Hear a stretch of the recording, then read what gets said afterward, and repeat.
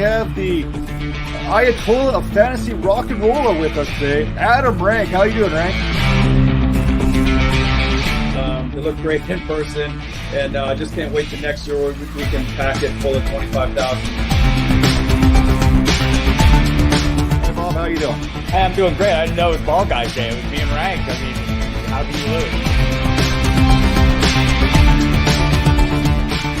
This is the Dynasty Vipers Vipercast.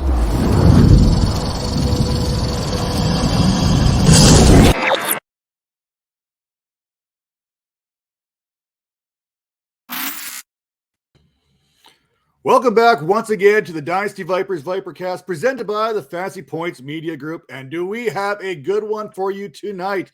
Episode 120. As always, I am joined by Major Caldwell here. And it's not very often that you get to sit down with a Florida State alum, nor a two-time former Super Bowl champion with the Pittsburgh Steelers, who has now turned his attention over to CBS Sports as a football analyst. Please welcome Bryant McFadden. How you doing there, Bryant? Man, I'm doing wonderful. It's a great day to be alive, and I'm happy to be on with you guys and just talking some sports. That is it. We're going to talk Yeah, about man. sports. I want to start. Can I start by saying real quick, excuse my background and all that stuff in the camera. I was out and about. I'm at family's house right now, but Matt called me, said we had a special guest, and I had to make it happen. So, man, I'm just happy to be here with you, Mr. McFadden. Appreciate it. Thank you, sir.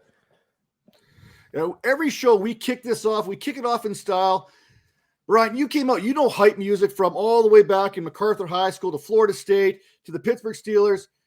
There's always that music that gets you hyped up before a game. Now, if you're coming out of that tunnel or you're coming down the wrestling ring, or maybe you're closing a game out in the ninth inning, what is that song that it's going to introduce you to the people there? What are you coming out to? Okay. All right. So if you're talking about coming out, you know what I mean? You know, most baseball players have their walk-up music. Mine would be the Return of the Mac. Mine would be the Return of the Mac. I like it. Mark Morrison. Return of the Mac. Yeah, that would be mine. But when they transitions to football, one song I had to listen to every ball game, going back to my college days at Florida State, was Phil Collins, In the Air. Yes. Yes. Yeah. That does something. That does something to me. Like when you listen to the songs, right? You listen to the drums, you listen to everything, man. Before you get out of that locker room, I gotta listen to it. Finally, someone who shares my taste right there. Phil Collins, love it right there. So I don't know if that's a good thing or a bad thing, you know. It's sharing it with you, man. I don't know, man. You can never go wrong with Phil Collins. And like Brian said there, that drum solo kicks on, that's chills right there. You are ready to go. Now, those are some good tunes that you got on there. I'm sure there's some great music that you got on your what do people use nowadays? Like, it's not a Discman or a Walkman or anything like back in my time, but what do people listen to music on now? It doesn't really matter, but what is that one guilty pleasure song that's on that playlist right now? What's that one thing that you're like, oh man, this one of these songs isn't quite like the other, but hey, you know what? I still like it. For me, when I work you out, you better not say Britney Spears, man. I'm not gonna say Britney Spears, but I'm not too far away. That Rihanna, work. That right there, when I'm in the gym, I'm on the treadmill. You know what I mean? Like when I hear that, it kind of gets me upbeat. You know what I mean? So it's randomly played on my playlist, especially when I'm in the gym. Rihanna, work. Yeah, let's get into a little bit about you. We all know sports is really important growing up. What other sports did you play besides football as a youth? And who were some of your favorite teams and players growing up? Basketball was my second love. I love basketball. Growing up, I became a Los Angeles Laker fan in the mid 80s when I started to really understand what I was watching as a child. And back then, you know, NBA was basically fulfilled with two teams. You were either a Boston Celtics fan or you were a Laker fan. So I gravitated to the Lakers because they made watching basketball fun. And as a child, anytime you watch sports as a child, you like the things that looks fun, the people that make things look fun. So I was a Magic Johnson fan growing up, and the way he's do his no-look passes. And, of course, Showtime, that was the name associated with the team, I just gravitated to the Lakers. I just stayed a Laker fan my entire life. So growing up, I was a big time Laker fan. Growing up, also, my favorite basketball team has always been the Duke Blue Devils because of Grant Hill. I was a big time Grant Hill fan growing up. But outside of Grant Hill, I became a Michigan Wolverine fan only when the Fab Five was there, because they made basketball different. They made it trendy. And I wanted to cut all my hair off growing up, but my mom wouldn't let me because Jalen Rose was my guy. So the first time I played organized basketball where I actually had a uniform, I wore number 5 because of Jalen Rose. And I wanted to cut my hair off, but she said, boy, you're not cutting nothing off your head. I'm like, please, let's cut it off one time. Little did I know a bald head probably wouldn't have fit me, but because I saw Jalen Rose, Chris Webber, Ray, everybody that was associated with the Fab Five, the starting 5 had bald heads, I wanted to. So I had my black socks, though. I had my black socks. So you had the black socks. You had to have I tried to get the longest shorts that was available, and I had my black suede Nikes. They weren't the Charles Barkleys that they wore, but I had some Nikes that were suede, because remember, if you go back and watch the Fab Five, they always had suede type Nikes. They were rocking the Charles Barkley for a hot minute with the black socks. So during that era, the Fab Five era, I gravitated to Ann Arbor and to the Michigan Wolverines. And then for football, growing up, I was a Lawrence Taylor fan, so I love the Giants. I love the Giants. The Giants were my favorite team growing up as a fan, as a child, and I rocked and rolled. One of my favorite games of all time was the 1990 Super Bowl when Scott Norwood missed that field goal because I was a Giants fan. And that was the first legit Super Bowl that I watched as a Giants fan. You know what I mean? So that's one. Real quick follow-up. Can you talk about a little bit how sports helped you, like, develop you as a youth? Oh, no question. You know, it's funny. You asked me this because I was literally talking to my mom today about how important sports is. For me, one thing that playing sports made me become, which is more strategic, and made me become more accountable and dependable. Because anytime you're practicing or you're playing sports, it's a team-related activity. So everyone has to be on the same page for everything to work out in your favor. And one thing the first thing I learned about sports was being on time. Because I remember playing football as a youth. Anytime we were late, we had to run extra laps. And I hated running extra laps. I hated conditioning. I just wanted to play football and run fast. I didn't want to do anything long-winded that was going to make me tired. So I didn't want to get to practice late because I didn't want to run laps. So what that made me do was get to practice extra early so I know I won't run any laps, right? So now I understand how important time is, how important a schedule is. And that early opportunity of understanding what would happen if I was late followed me throughout my childhood life and becoming an adult. Think about this. Whatever we do, whatever our 9 to 5 is, you need to be on time. Because if you're not on time, that's not a good look. That's not a professional look. Outside of the time element that I learned, being dependable, right? Playing sports, you have to make sure you understand what you're supposed to do because you have someone else depending on you, not just your coach, whoever it is to your right or to your left. Basketball, football, baseball, hockey, soccer. It doesn't matter. Any team-related sport, you have to make sure your teammates can depend on you. So when I started playing football, and my first position defensively was a defensive end, right? And I remember my coach said, listen, McFadden, do not allow the ball to get outside of you. Because if you do, you're letting the 10 people inside of you down. I didn't want to let those guys down. Right. So I did everything in my power to keep that ball contained so we can win the ball game. So now I learned how to be dependable and accountability. You know what I mean? Doing what you're supposed to do when you're supposed to do it. Because someone is counting on you to do your job. So those are things that I learned early in my childhood life through sports. And those things followed me as an adult. Because one thing we all can agree on, it's so easy to pick up on something as a child. Because children are innocent. They do what they see. They say what they hear.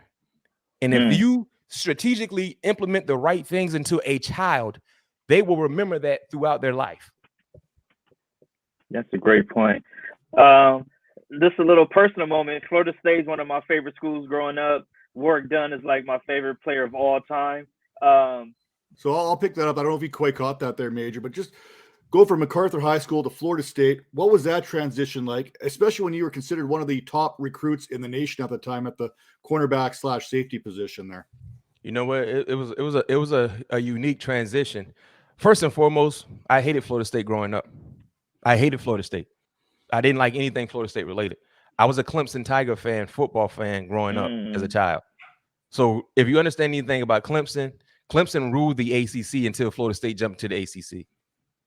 And that was one of the reasons why I didn't like Florida State, especially in the early 90s. But growing up in high school, when I, like you said, becoming pretty good at the game of football, getting a lot of recruits, a lot of attention as a recruit, and Florida State ultimately being my choice of school, I got there. I was like, wow. I mean, this is what big time football is about. And I got my first year at Florida State was the year right after they won the national championship game against Virginia Tech, against Mike Vick and the Virginia Tech Hokies. So clearly Florida State was one of the more talked about football programs in college sports. And when I got there, I was like, man, I'm here. And I'm on the same field with Chris Weinke, Snoop Menace. My first summer workout, man, we doing one-on-one drills, and I was just trying to get it in. I was just trying to let these people know, man, like, listen, I was the number one corner in the country for a particular reason, because I can go. But it was a learning experience. For the very first time, I saw what real talent looked like, what quality talent looked like, not just about quantity, but quality as well. And there were so many 5 stars on our roster. It was like every day was a battle. Every day was a battle. So one thing I learned at Florida State, because of the talent and how intense things were there, never getting relaxed, never getting complacent. Because if you did, you would get left behind.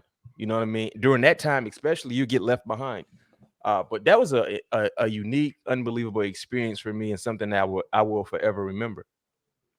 It must have been kind of nice there when you got there and Chris Weinke was there, because he was basically already like a father figure to a lot of people, because he was like 42 years old even at that point. But all jokes aside, I mean, highly recruited coming out of high school, storied career there at Florida State. But when did it kind of sink in that, you know what, the NFL is legitimately on my radar? I know a lot of kids dream of it, but when did it kind of be like, you know what, this is going to happen one way or the other?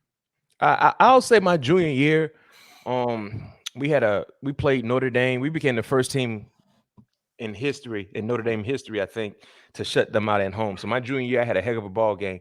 And I remember the following week getting ready for the next ball game, during that Monday practice, Billy Sexton, who was the running back coach, walked up to me. I was getting some power aid, and he said, man, listen, there's a lot of scouts in here watching your tape from last Saturday. Said they were very, very impressed about, from what they saw. I'm like, really? Like NFL scouts? He's like, yeah. He's like, man, keep going. Stay hungry. So then I'm like, wow, NFL scouts are actually watching me. So that's the first time I really believed I have a legit shot. And then I ended up tearing my groin towards the end of my junior year. So that kind of derailed things. And then coming into my senior year, they have preseason rankings as teams and as individuals. And, they had me, in the top part of the list when it came to cornerbacks, the guys that could get drafted. So that's when I started realizing, like, yo, people are watching me. People have me on their radar, and I can't let anyone down. You know what I mean? I can't let anyone down. And just went through my senior year. And then when I finally got that invite to the Senior Bowl, I'm like, okay, because, Senior Bowl invites go to the best seniors in college football. When I got that Senior Bowl invite, I'm like, okay, I got a legit shot. You know what I mean? Got a legit shot. And, the rest is history. It is. You went second round, 62nd overall in 2005. And that was the same class as Steelers fans who are listening right now. Heath Miller there, Trey Essex, Fred Gibson, Ryan Wallace, Noah Herron. I think he was in that class too. So there's some names that some Pittsburgh Steelers fans would recognize out of that class, especially Heath Miller there, because we all know, we heard those voices in the crowd all the time, each and every game there, and anytime you touch the ball. But was maybe that decision to go to Florida State, was that decision that kind of changed the trajectory of your life? I mean, there's lots of decisions that we make that have the change who we become and what we do for the better or worse, whatever it is. What's that one decision for you that changed the trajectory of your life? And, we'll kind of keep marriage out of this and that kind of stuff. One decision that kind of changed the trajectory of my life. That's a good question.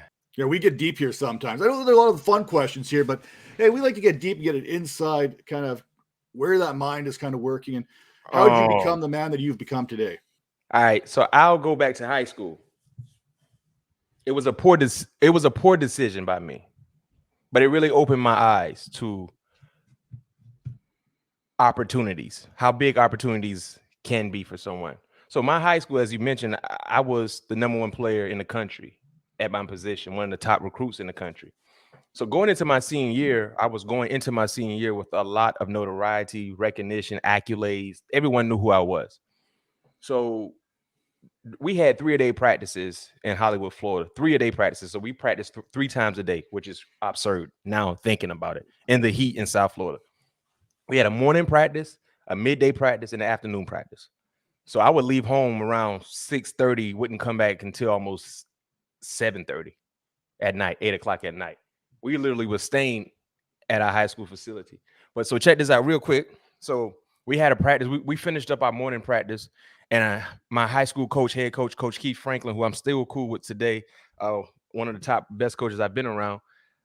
He used to have us take a knee, and he would address the team at the end of the practice. So we all would lock arms because he believed in unity and being together. So we all would lock arms on one knee and pay attention to whatever it is he's telling us. If it's about practice, it's about what we need to do. Anything, we listening, paying attention, because he wanted all our eyes to be on him. So what happened was, around our practice field, we had a track, and sometimes we used to have people running on the track. So what happened this particular day, it was some young girls that I think went to high school, either my high school or another neighboring high school, but they happened to they were driving a Kia Sophia. I never forget the car. It was like 4 deep in the car, right? So they driving, listening to music. So I hear it. So I happen to look. So I look, I'm like, oh, they look nice. Like they look pretty nice in the car, right? So they got out of the car probably on purpose because they knew we was having football practice. But as I said, Coach Franklin wanted everyone to pay attention. So I happened to see the girls from afar. One of them, me and one of them, we had eye contact. I'm like, okay, she see what's up. So I'm starting to deter from what I was supposed to be doing and paying attention and listening. I'm looking at the girls. So coach saw me. He said, BMac, what you doing? I'm like, oh, shoot. I said, my bad, coach. No, it ain't your bad. Take your stuff off. You done. Like, what?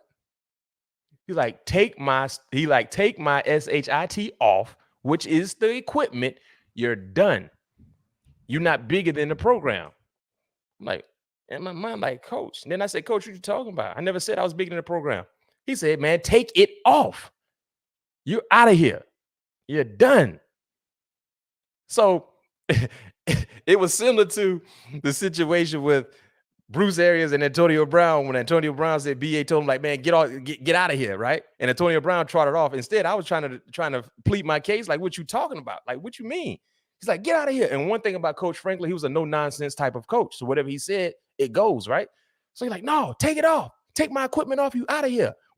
I'm not going to tolerate guys who don't listen.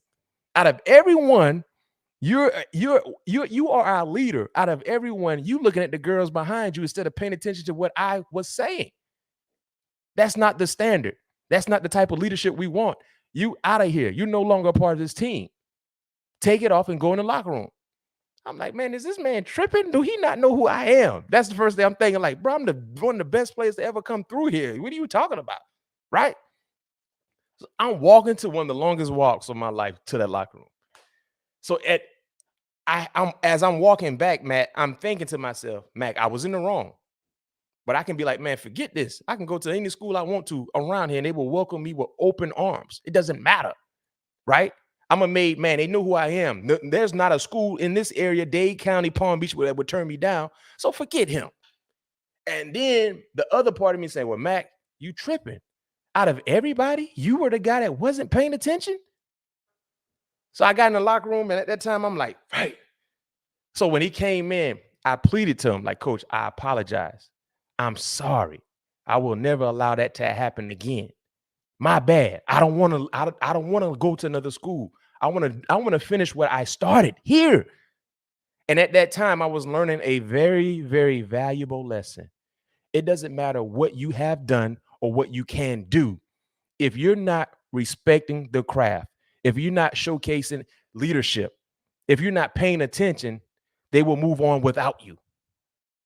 And I learned that as a up-and-coming high school senior. Like I said, the best player in the school, best player in the country, This man told me to take his stuff off. And that was a humbling experience. And that was the lesson that he was trying to teach me. Now, little did I know, eventually he told me after we kind of came to understanding and made things right again, he was like, man, when you were walking to that locker room, I'm like, please don't let him quit. Please, I hope he's in the locker room when I got in there. But he said he was trying to prove a point. The point wasn't necessarily only directed to me, Matt. It was to the entire team. Because at that time, if they felt like and they saw him kick me off, then there's no telling what he would do if they screwed up. Because they were like, man, you kicking BMac off the team for looking at some girls? What? Coach Franklin don't play. If he gonna kick Mac off, I'm just a backup. Like, I ain't even got one offer. Imagine what he'd do to me. And we all learned a valuable lesson that day. And that's something that I'll never forget. And because of that, that changed the trajectory of my life. Because think about this, Matt. How many young kids that are great at what they do feel entitled, feel they should get different, they should get treated differently? You know what I mean? The same can be said for adults as well. That's a good lesson. As you move into the National Football League at some point, the not for long league, I mean, there's literally competition at every corner. What were some of those biggest challenges once you got to the league? The biggest hurdles that you had to overcome to stay in the league? The biggest challenges for me were just knowing that every time you stepped on the football field, you're playing against somebody who's the best in the world at what they do. It didn't matter what the record was. They were the best in the world. You know, their college program, they were the best. And, you know, being in the National Football League playing, you consider the best. And just always being ready for that challenge. And one of the biggest adjustments, something I had to really learn to kind of stay in, well, number one, you got to take care of your body. You got to stay healthy. You can't make the club in the tub. We hear that all the time, but that is so true. Because sometimes even when you're not all the way healthy, you don't want to have injuries that can prevent you from being as successful as you could, as you can be, because of an injury that's hindering you. And then just the knowledge, the above the shoulder game, right? You have to not just put everything on your plate and make it physical. It has to be mental. You know, some of the greatest players, they're good thinkers. They're not just instinctive. They don't just react, but they can process things before they happen. And that is a learning curve that most young players, when they get into the league, Matt, they don't know it. They have to learn it. Let's talk about that memory a little bit. I want to bring up a couple little memories here. One that's strictly on yours, and then more so family related here. Now, the first one I could think of, do you remember what that first interception was? Do you remember who you came in for in that ball game and stuff? Like, is that one of those memories that will always stay with you? And what was that? Yeah, I remember the Shea Townsend got hurt. Then Chidi Awoma came in for the Shea. Chidi screwed up a play or two. Bill Kyle came to the sideline and said, "Are you ready?" I said, "Yeah, coach." He's like, you know your stuff?" I'm like, "Yeah, I know it." Put me in the game. Diamond Way, weak Cobra White was the call. We were in our dime package. We were bringing a boundary side blitz with the dime in the corner, and I was playing quarter technique to the strong side of the football field. It was basically inside man. And we were playing Jacksonville. Byron Leftwich, who is the OC for Tampa, was the quarterback. He was throwing to their former first rounder, Reggie Williams. He ran a go ball, caught the interception, forced the game into overtime. In Hinesfield. Love the recollection. Yeah, I pulled that up. I was like, that is more detail than I can't even remember where my kids are running around behind me right now. And you're going to the play, the call. You can probably tell me exactly what the weather was that day too. Oh yeah, it was gloomy, snowy, snow flurries, kind of cold. Yep. And I remember after that interception, even though we lost, I felt like I won. But we lost. I had dinner at Cheesecake Factory. Nice. Can't go wrong with the Cheesecake Factory. Now, speaking of great days, I know the McFadden family, this is probably a bigger day in the McFadden family than maybe yourself individually, but take us back to your brother's draft year. I mean, he was drafted out of Auburn, right? Went to the Raiders. Mm-hmm. Yeah, that was the same time. That was literally the same time you were traded from the Cardinals back to the Steelers. So you've already won one Super Bowl with the Steelers, and you were able to get traded back to the Steelers, where you ended up winning a second Super Bowl. And that was like within a couple of days of one another. What was that like in the McFadden household for you to go back to Pittsburgh, and then obviously your brother getting drafted? Yeah, well, now in actuality, Walt is he's like my brother, but he's my cousin. And the unique thing about that was just watching him throughout his collegiate career.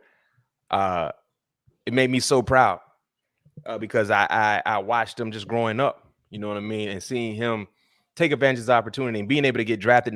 He didn't even get an invite to the combine was huge, because it's hard to get drafted if you don't go to the combine to showcase your skill set.